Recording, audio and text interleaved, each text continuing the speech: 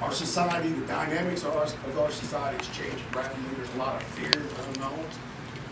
But when it really comes right down to it, you can only enforce the laws. And I will give you my word that I will enforce the Constitution of this country and the laws of the state of Missouri. Third question, how would you ensure no financial impropriety will occur under your watch? Finance is a very good thing. I knew very little about it other than I've always lived within my means. If I made this much money, I always budgeted that money and lived within the means. Fast forward, 20 years later, I was given multi-million-dollar budgets and say, hey, make sure it's spent right. Well, that was a big, big responsibility. In my world, you have checks and balances. And I'll just use this as an analogy. If I was given a mission, a specific mission, I had to do a risk assessment of how much that would cost. Bare bones minimum. I never got it. I never got the bare minimum. And you have to think and be creative and think outside the box, but we always met the mission within less of the budget. Another thing that I saw people getting in trouble with is you earmark monies for certain items, and you never know what it's going to be as far as what your needs are going to be. But you have X amount of dollars. That's what you're giving, and it's never enough. You just have to be creative because I think the budget in the sheriff's office is enough to meet the needs of the citizens. It's your priorities, and I have successfully managed multi-million-dollar budgets repeatedly and never had an issue. And that is a big concern. And again, I go back to what I said earlier. These reports need to be provided to the public. They shouldn't have to ask for them. But whatever money you have, that's what you have, and you need to work within it. No different than you and I. You make X amount of dollars, you know what you can spend and what you can't spend. And the sheriff's office should be even more scrutinized because it's public taxpayer money, it's our money. And I will ensure that I will implement policies that what has happened will never happen again. Because these policies are there. You just have to implement them. And checks and balances. One person should never have the keys to the coffin. There should be at least a 3-layer system. Question 4, if a federal agency entered a home without a warrant or notification of you as the sheriff of their intent, and that agent was shot by the homeowner, how would you and/or your department respond? The federal agent would be in violation of the law, period. He would be indicted, murdered, he killed him. Just because you're a federal agent, and I understand where this question's going, but the thing about being a federal agent is no different than being a sheriff's office, a municipal police officer. We need to understand the fear of the federal government now. The federal government I work for is not the same federal government we have today. I'm sorry, it's not. But we as citizens need to go by the letter of the law, regardless of who you work for. And if that person based on that scenario right there would be a violation of law, and therefore would be dealt appropriately through the prosecutor's office. Question 5, would you support a citizens militia or posse? Why or why not? I would support certified, qualified reserve deputies, reserve deputies. A lot of qualified people in this county have approached me and said they would be more than glad to be a reservist and meet the requirements of a reservist, be active as a reservist. But a militia, again, you're getting into a law that would be in violation depending on what your activities were. I don't think militias are good or bad. I just think that you have to have command and control in every aspect of law enforcement, or you will fail and leave yourself at a tremendous, tremendous liability. Thank you very much. First question. With threats from weather-related disasters to terrorism, what kind of emergency plans would you have in place as sheriff? I would have plans with the municipalities already set in place. I would have plans with the paid fire departments and volunteer fire departments set in place. I would have emergency communications plans set in place. I know whenever I went over to Joplin to work at that tornado, a couple of the big issues are cell phones don't work and there ain't no road signs. So when you call in extra help, they don't know where they're going and they got nobody to talk to. So it's important to have a communication plan laid out with agencies in the county in advance and have an emergency communication within that already set up ready to go. Question number 2, what does being a constitutional sheriff mean to you? A constitutional sheriff is a sheriff that is willing to stand up and protect the rights of citizens, not only from evil wrongdoers, but from our own government. If our rights are in question, we need somebody to stand up, and that's the sheriff's job. The Second Amendment matters, and everyone needs to know that. I stand for it, and all the other amendments don't count if we don't have that one. Guns are good, stupid people are bad. I want to put that on t-shirt. Number 3, how would you ensure no financial impropriety will occur under your watch? Several different ways. The first way will be having several people in the administration have access to the budget. We will have our own checks and balances within the office.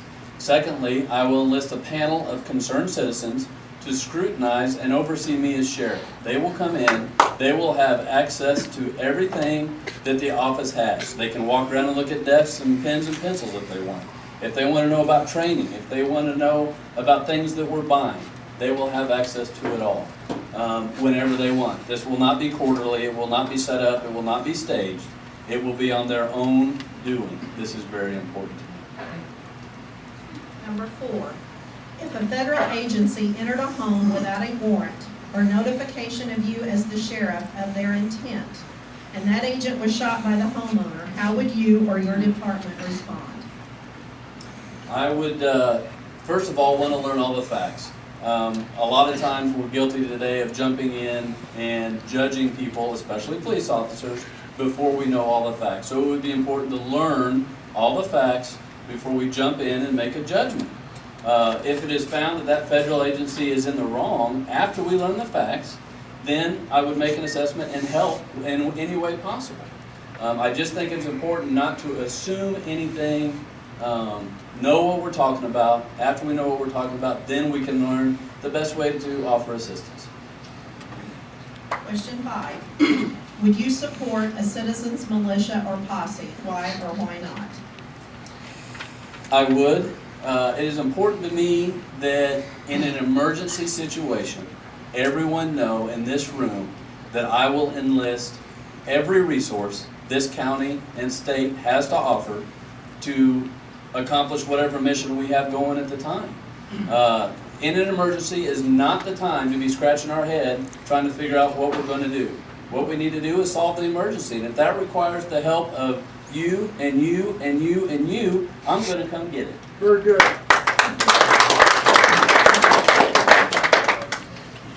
Threats from weather-related disasters to terrorism. What kind of emergency plans would you have in place, the sheriff? Well, to be honest, I haven't thought of those things. I mean, with the current things happening, I know it's one of the plans that the sheriff's office has. I haven't noticed anything that I would be doing any different. Is that better? And I have not actually made any plans for any emergency plans. So I didn't think it's not a weak area in the sheriff's department. I feel they're doing a great job. Question 2, what does being a constitutional sheriff mean to you? To me, and a lot of people have asked this, the sheriff's position is a position where you follow the Constitution and the law. They ask, because of your political party, are you doing this, are you going to do that? And it's not about a political party, it's about that Constitution, it's about the laws. We enforce those, whether or not you belong to which party or you're related to whoever. It's one of the things that I've always believed in law enforcement. There's no good old boy, there's no you're related to so-and-so, so you get promoted. You do it all on your own merit. And it's one of the things I bring up in the sheriff's office is merit-based promotions and hiring. Question 3, how would you ensure no financial impropriety will occur under your watch? Big question for the sheriff's office, and I know Sheriff McNeil's addressing it now, but to me, it's beyond me that one person should be able to sign for something. In the military, we always had numerous signatures on stuff.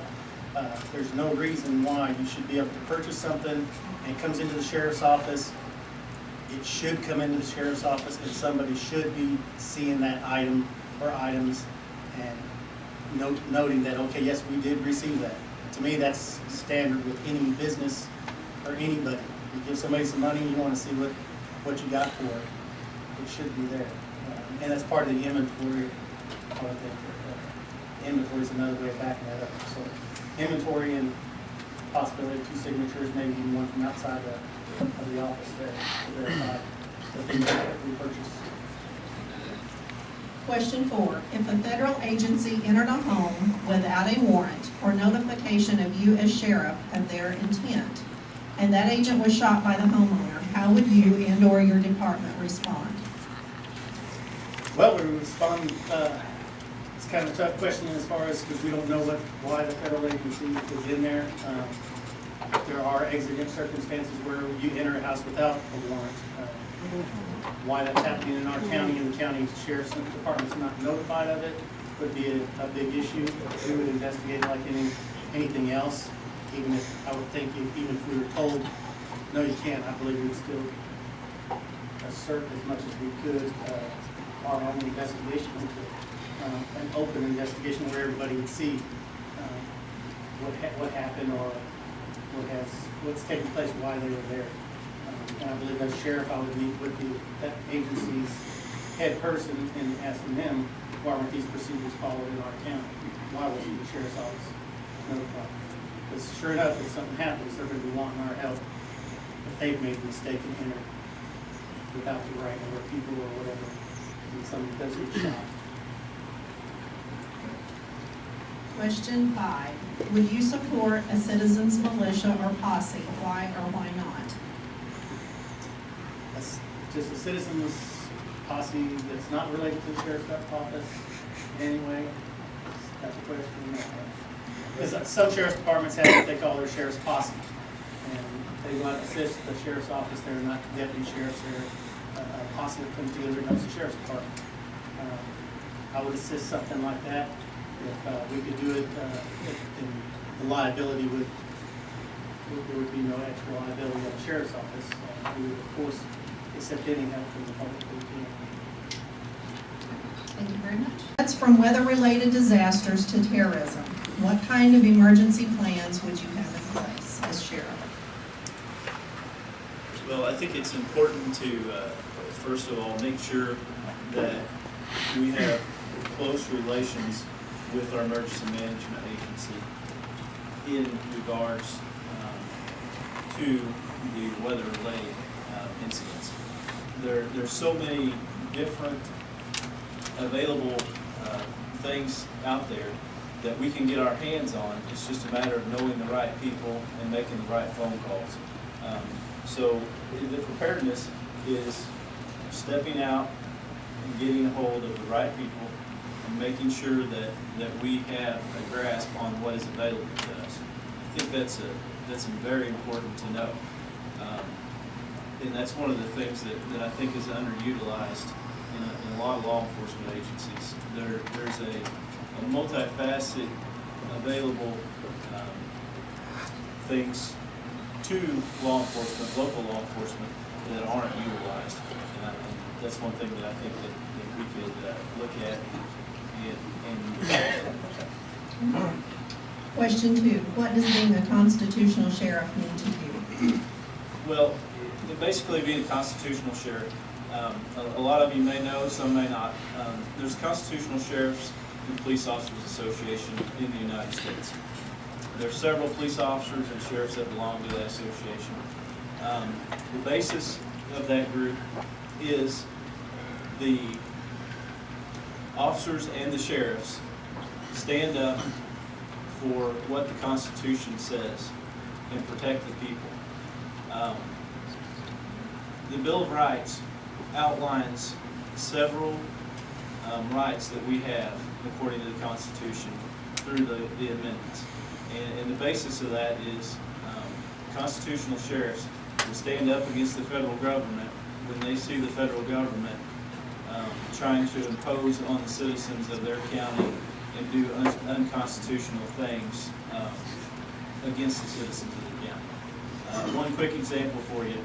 Out in Arizona, a couple months ago, the IRS came in and tried to seize a bunch of property from a citizen out there. The sheriff was contacted. He went out and asked to see the paperwork from the IRS. They showed it to him. That citizen had not been given due process. It was a court order where no due process for that citizen was given. The sheriff said, "You're done. You need to go back to Denver. You're not taking these people's property because you have not afforded them due process." That's kind of the basis of the constitutional sheriffs. They pick up when the federal government comes in and tries to basically violate your constitutional rights. How would you ensure no financial impropriety will occur under your watch? Well, first off, let me say real quick, as your elected county coroner, I'm already familiar with the budget process and the purchasing process of the county. One thing that I want to point out, during my time as your county coroner, at the end of each year, I've had a budget surplus from 25 to 30% at the end of each year. I've given that back to the county government to be spent on things that the county needs. So I can assure you that I'm not going to go out here and spend your money needlessly on things that we don't need. Just because we have money left at the end of the year, we're not going to be going out and buying things that we don't need. Transparency, and I know we've probably heard a lot of that. Transparency in the sheriff's department is very important when it comes to money. Surrounding yourself with people that know how to manage money is very important.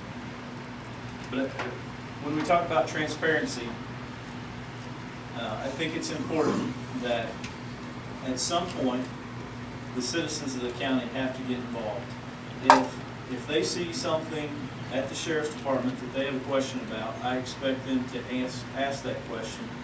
That way, that's just another check and balance for the sheriff's department and the money at the sheriff's department. I do want citizen involvement. I think that makeup of citizen involvement with the leadership at the sheriff's department can bring the sheriff's department to a whole new level. At some point, I would like to see something maybe similar to a sheriff's academy, sheriff's citizens academy. Maybe instill some kind of ride-along program. That way the citizens can see what the deputies do, go out with them, and that way the citizens can have a better understanding of how law enforcement works and what the deputies are doing. There's lots of things that the deputies on the road do that a lot of people don't even know happen, and that's something that's important. And I keep going back to it. But the citizens need to know what the sheriff's department does. And I think that better equips the deputies to know what the citizens want and expect out of them. So yes, I would like at some point to explore some kind of program like that. That's the last of the 5 questions. If you'd like to take your